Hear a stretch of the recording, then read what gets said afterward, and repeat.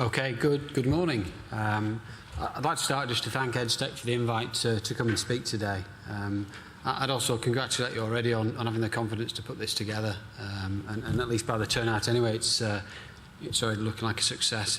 For stood here, it looks like a fairly full house. So I actually got the invite to speak, so I said yes. I thought perhaps it was a great opportunity to talk product and promotional things. And then it was like the next phone call or email where Andy decided that I should speak on opportunities arising from changes to the building regulations, which can be a fairly dry subject at best. So what I'll try to do today is to do just that, to tell you or to give you my or Pilkington's view as to what we think is going to happen to the building regulations for the foreseeable, say, 8 years. But I'll also try and pick up at the end really what this means in terms of opportunities, some tangible opportunities for, I guess, most of the people in this room.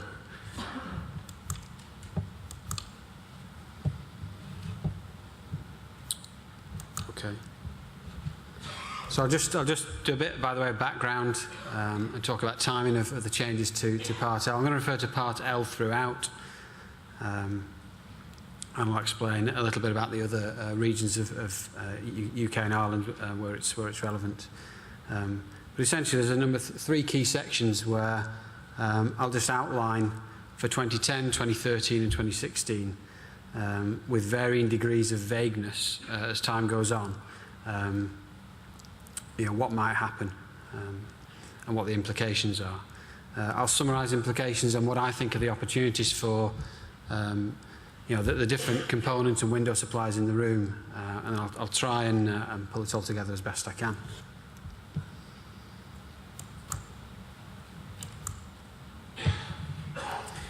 We've seen from past changes, 2001, 2, and then 2006, that historically, as well as all the kind of marketing benefits you can get for offering better products, better energy efficient windows, etc., that absolutely the change driver historically has been changes to building regulations, changing markets over, and changing the type and performance of products that are offered.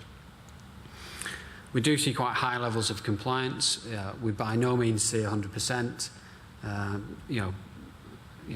therefore implies that there are a number of windows still being fitted today that don't comply with building regulations. I'm sure I'm not speaking to those companies today.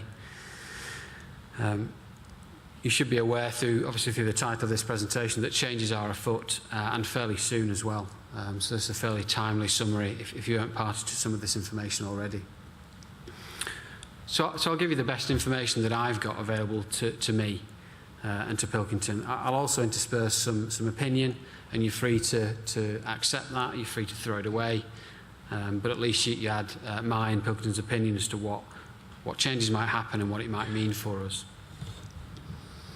In some cases I'll be specific where we've got firm data, and in a lot of cases I'll be quite general, again where I can't make a specific comment on particular performance levels, for example. But I think we're looking to outline key trends and more importantly, what are the implications for your business, for the business I work in. Actually it's particular, it says GB there, it's actually particular to England and Wales in respect of Part L. We know Scotland tends to follow, tends to actually, if anything, be slightly tighter in terms of building regulations. We've just noticing Hugh Eady there, so I've made the Scottish comment also for him. Northern Ireland again has tended to follow what happens in England and Wales, and Republic of Ireland, if there's any representation from there, again tends to follow, although probably less closely than Northern Ireland would.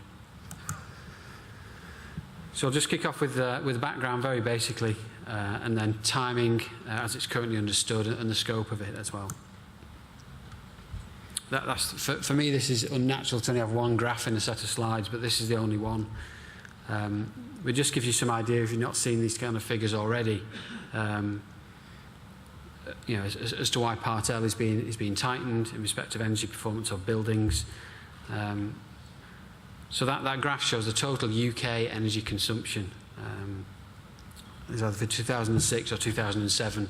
And it actually shows, quite surprisingly to many, that households are, in terms of those categories, households are the biggest consumer of energy.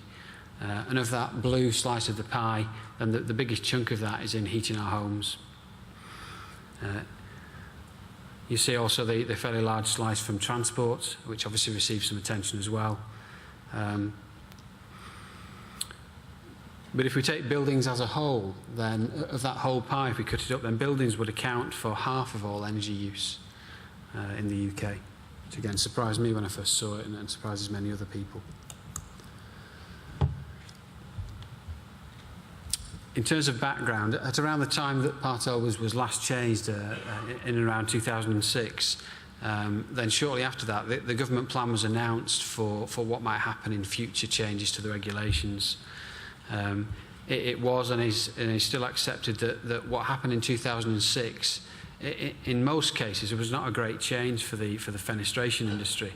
There was a wide-scale change in the early part of the 2001-2 that effectively, not specifically, but effectively mandated low E in a significant proportion of windows. So it was a huge change.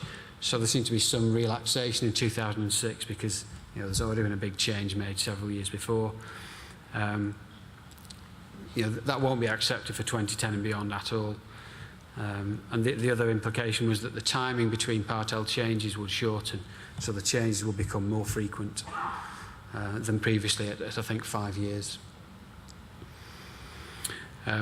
For new buildings then, the total building concept would remain, and essentially what's guided a lot of people's thinking is the kind of changes that will be made for new buildings in respect to their carbon emissions, so that 2010 will be 25% less emissions than a compliant building today, 2013 will be 44% less, and 2016 will be 100% less emissions, and therefore zero carbon.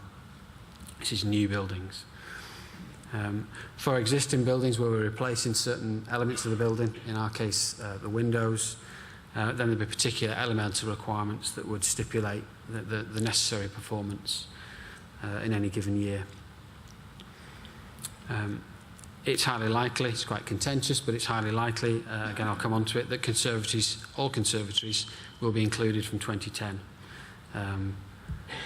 Simply because they have quite tangible heating and or aircon requirements that obviously use up energy, and therefore they should be within the building regulations in some way. Just in respect of timing, for 2010,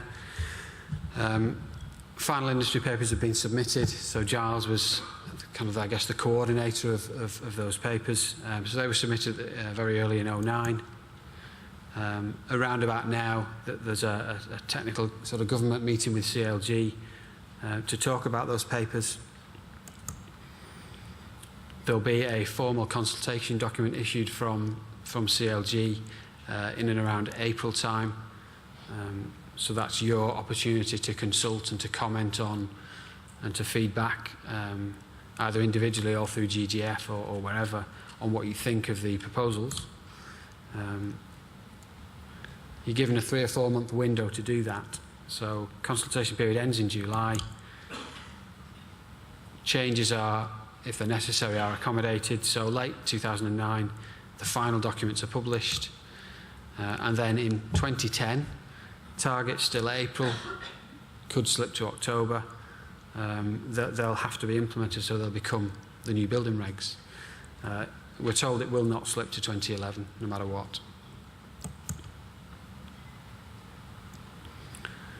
So what I'll try and do is go through 2010, 2013 and 2016 and give you an indication on the best information available so far as to what the building regs might mean for dwellings and for non-dwellings, because Part L's split in that particular way.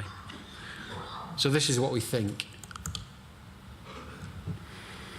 So in new build dwellings, so in new homes, if we're still building new homes in 2010, then there'll still be no elemental requirements. So you won't be mandated to put a particular type of window in. There'll be a backstop, which is as is today, to prevent condensation. but essentially the whole house will have to achieve a 25% reduction in CO2 emissions versus the limit that's set today. For windows, this is mostly achieved through double, can be higher performance double, using some of the components that improve window energy ratings that I'll come on to. But again, it might be the first time that we start to see triple glazing specified in some homes. And the term there, offsetting, means that if the windows are particularly good, then the developer may, if it's cost effective, may be able to use slightly less energy efficient measures in other aspects of the home, of the new home, and still comply with the regs. So put better windows in, put something else in that's lower spec if that's cost beneficial to the developer. In replacement windows and also in extensions, so likely extensions rather than being separate will become regulated in the same way as for replacements. Likely that the bottom limit for window energy ratings as a route to compliance will move from E or D in extensions to C in both replacement windows and windows in extensions. It's highly likely that they'll remain a compliance route through window U value. Again, that number's still open to discussion, but around about the 1.7 or 1.8 mark. So a significant improvement on the regulation today. The third change really for replacements is that centre pane U value, currently a compliance route, will be drastically tightened and will only be a compliance route for historic buildings. So where there's significant pressure on the frame type or design, then centre pane can still be used. But for the bulk of replacement windows into existing homes, you'll comply either by whole window U value or you'll comply through window energy ratings. Conservatories in for the first time, or smaller conservatories in for the first time. Likely a U value limit of around about 2 on the roof and in the verticals, and some form of solar gain limit on every roof, whether it's polycarbonate or glazed, and also on some of the verticals, particularly where the conservatory faces south or south-ish. So again, probably some step changes for the conservatory sector there. If I move to non-dwellings, so talking commercial buildings here or non-homes, again, less detail, certainly to me, less detail available at this stage. But for new non-dwelling, new commercial buildings, again, there'll be no elemental requirements. Similar U value for the window, backstop of 2.2, again, targeted at eliminating condensation inside. And again, a 25% reduction in CO2 emissions versus today. And again, mostly through better double glazing. Again, triple will allow offsetting of other components in the building. Because many commercial buildings are actually have significant air conditioning burden, then likely as well there'll also be some limits on solar gain of glazed facades. Again, that first bit's for new build. For replacements and extensions to commercial buildings, then again we'll be able to see whole window U value change down to 1.8. No BFRC WERS, because that's particular to homes and not to non-dwellings. And again, centre pane U value tightened and only available as a compliance route for a fairly narrow sector of buildings, those deemed historic. The other factor to take into account, which is the final sign-off point there, is that consequential improvements, that they're a feature of the current building regs and they're liable to be extended. And this is the matter whereby if you're extending a commercial property, which is, for example, single glazed, and in the extension you're going to put in, I don't know, C, B or A-rated windows, then there'll be a requirement to do something about those single glazed windows as well as part of the overall job, in order to gain sign-off from building control, etc.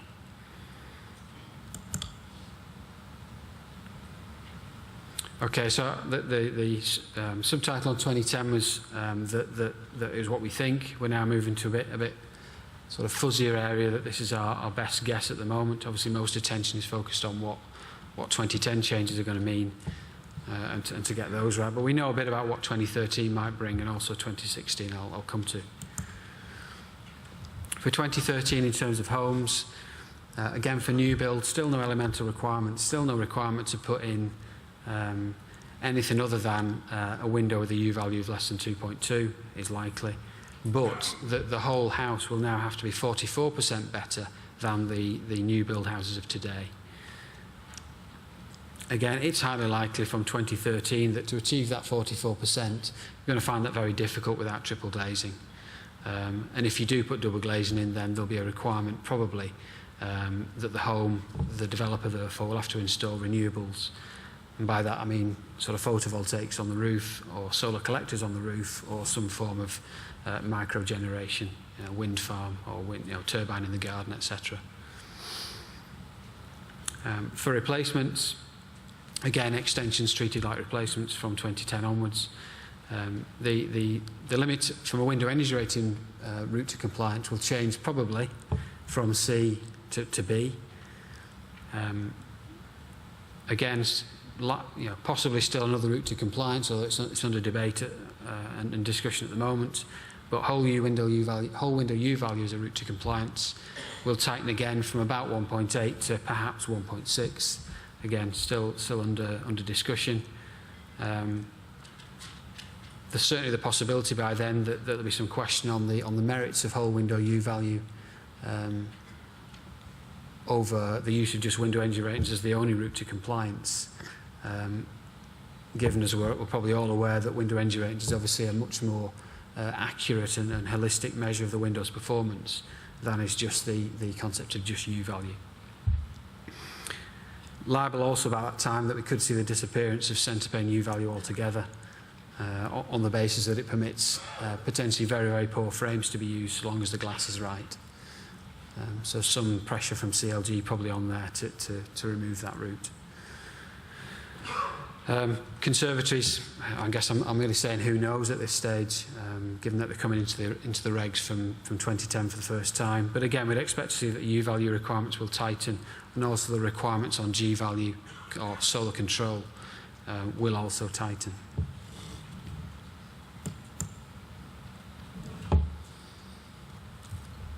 Again, as we go out in time, and particularly for non-dwellings, then the information is more sparse. So just some comments on 2013 for non-dwellings, that in new build, it's likely again to require triple glazing or some extra boost to the property's carbon emission performance if double glazing is used, and likely to see further tightening on limits on solar gain to reduce the amount of air conditioning that's required. Replacements, a general tightening of window U value, and again a review of whether centre pane U value continues as a realistic measure of how a window performs.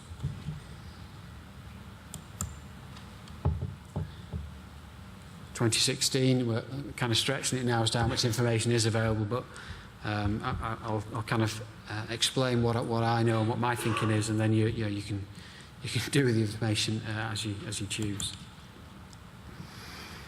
For 2016, still no elemental requirements on the windows, so the developer's free to mix and match house components to meet what by then will be 100% reduction in CO2 emissions for the whole house. So zero carbon properties, will be triple glazing, and will be renewables.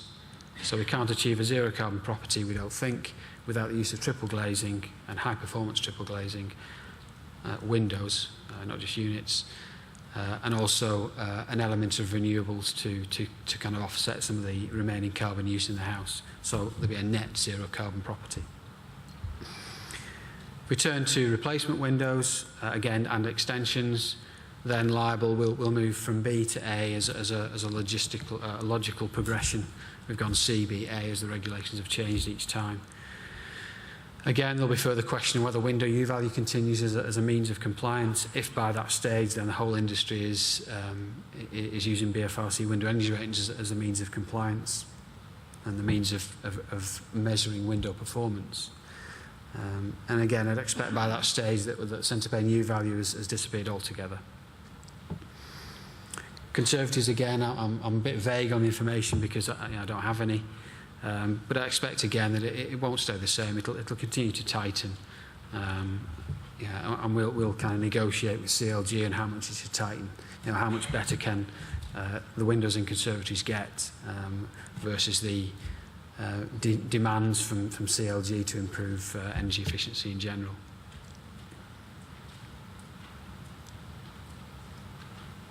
So in 6 fairly short slides, I've tried to tell you the future of the industry from not so much from a carrot point of view that Andy and Alan talked about, more from the kind of stick point of view as to what the government might allow and not allow to be installed. But they're the kind of assumptions that certainly that Pilkington and I know others are using to do some medium and longer term planning. But again, you know, I can give no guarantee to any of that data because there's still a consultation period to come, and you all might and we all might decide that what comes out from CLG in April is totally wrong and we change it. But at the moment, these are the proposals. Sorry, I missed one sector. Very, very vague, very unclear what happens to commercial buildings in 2016. Unsure of the practicality of zero carbon and even what the definition might be. So, I certainly await further information before I can make any decisions on, from a product and a development point of view, on what we might do in that time.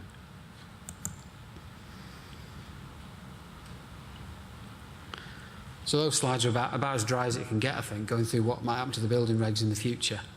And probably what you're all looking at those slides and thinking is, what does it mean for us? So I tried to lift out, for the fenestration industry, I tried to lift out what are the implications really, away from all the numbers. What are the implications and really, most importantly, what are the opportunities?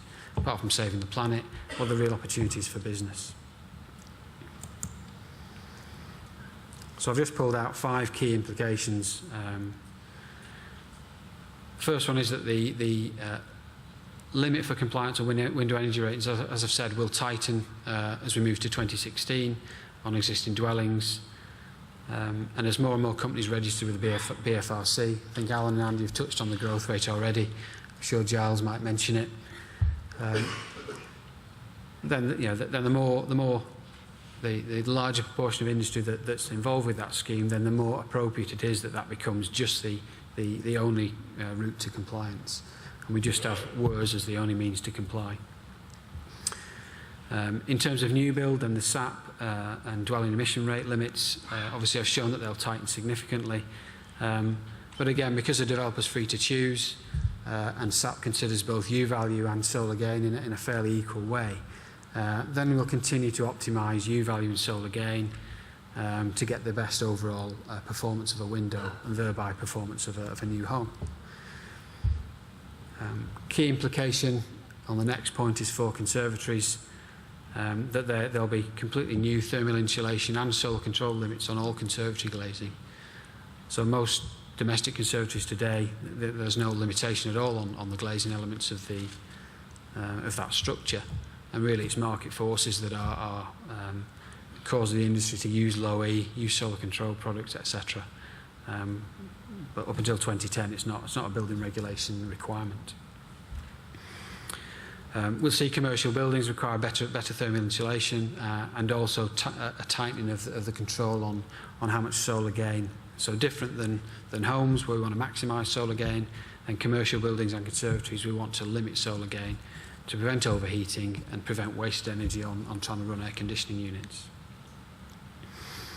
There's a general feel in the discussions and throughout the proposals that the specifically elemental measures such as just U-value or just G-value or just centre pane U-value are losing favour in the way that the windows are described, and where possible then holistic measures such as whole window like BFRC or whole building such as SAP are gaining favour with the likes of CLG, who issued the regulations anyway.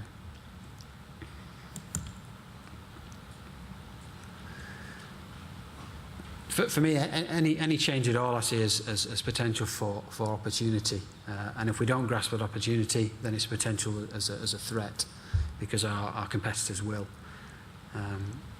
I truly believe that forward thinkers can add value, despite this feeling like increasing levels of red tape from government. then for me it's opportunity to add value, and that certainly would be the Pilkington view on changes to building regulations. We're liable to see, well, we always say this, but we're liable to see further consolidation. So as things tighten and products get more highly specified, then, for example, integrated window companies might decide they'll concentrate on windows and buying units, possibly. Fabricator installers might concentrate on installing and leave the fabrication to somebody else, or vice versa. We predict this every time, and it never happens to the scale that that we predict, but it's likely. Just specifically for IGU, and then I'll go on to specifically, even though I'm not qualified to, opportunities for profiles. So for IGU, by the nature of the calculation for energy rated windows, then if you can improve solar gain, then you'll get a better energy rating of window. So more use of low iron glass gives better solar gain, better window energy ratings. So for us, it means increased Opti-White sales and increased penetration of Pilkington Energy Care. As the regulations tighten, then one thing that'll happen, as well as conservatories and triple, is that the likelihood is that those that are currently ducking just under the building regs will stop doing that. So we should pick up more low E sales from companies then selling low E based units rather than clear units, which are outside the building regs in most sectors. And also mandating low E effectively in conservatories, and the steady growth of triple, I think, from 2010, again means more use of low E, and for us means more sales of Pilkington K-glass.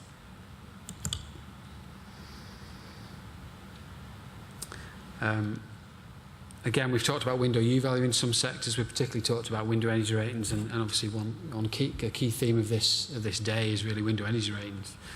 As I see it, then certainly more use of warm edge spacer, particularly more use of very high performance warm edge spacer, and I'd clearly give Edgetech Super Spacer as an excellent example of that.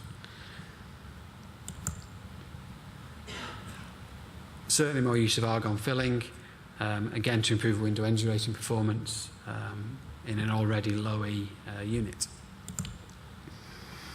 And again, for conservatories and also for commercial buildings, more use of glasses that actually inhibit, rather than promote, actually inhibit the passage of solar heat into the building. So true for conservatories and true for commercial buildings and facades. So again, for us, we have a number of products obviously positioned in that sector. So again, we certainly see it as opportunity.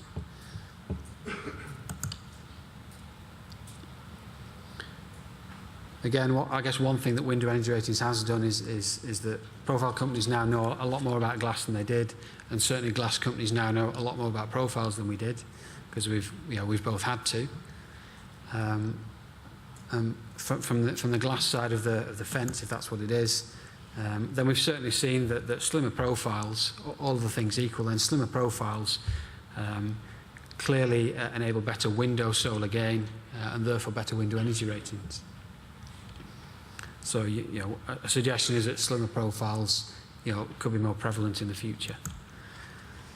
Certainly more thermally insulating profiles would expect to be on the increase, to improve window U value and thereby improve window energy ratings, whether that's through the various technologies I don't fully understand of sleeving reinforcement, using plastic reinforcement, foam filling cavities, or having multiple chambers. Again, it's outside my scope completely.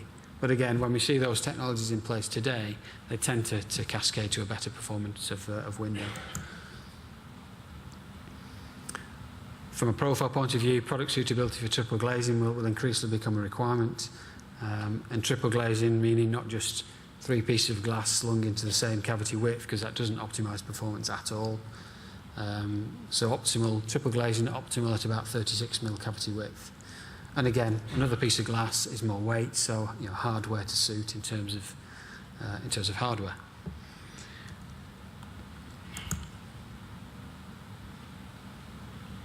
So just to attempt to pull it all together, I've tried to cover short and longer term plans that are, and I'll still use the phrase, they are emerging, so they're not fixed at all, and there's certainly a chance for everybody in the room to feedback from the public consultation that's from April to July on the changes to the building regs.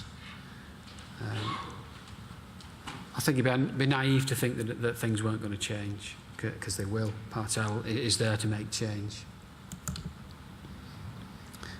I believe, I can't speak for you, I believe there are major opportunities within the changes, and if they're not picked up, then as a company there'll be a major threat to anybody who chooses to ignore them. That's true of glass, spacer bar, units, profile and full window supply. Alan's used the analogy already. The building regulations obviously set a minimum, so they set the bar over which we must jump. A few duck under, which is why we don't see 100% compliance.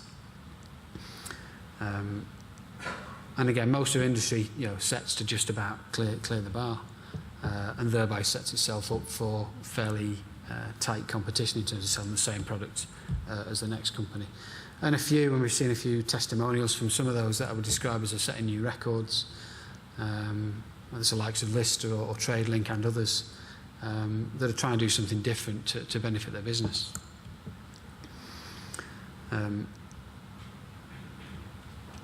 For me, success from a business point of view lies with adding value, and it particularly lies with differentiation and with competitive advantage. Whether that's on the combined or individual benefits of performance or branding or quality or service or whatever, it's about doing something different. And I'll kind of echo back to Andy's initial opening about doing something different. I guess after today, you'll be less able to say you weren't informed. So the choice is yours to differentiate or to compete like for like. But at least you've much more information now on which to do that. So that's my summary. I think there's Q&A later. So thank you.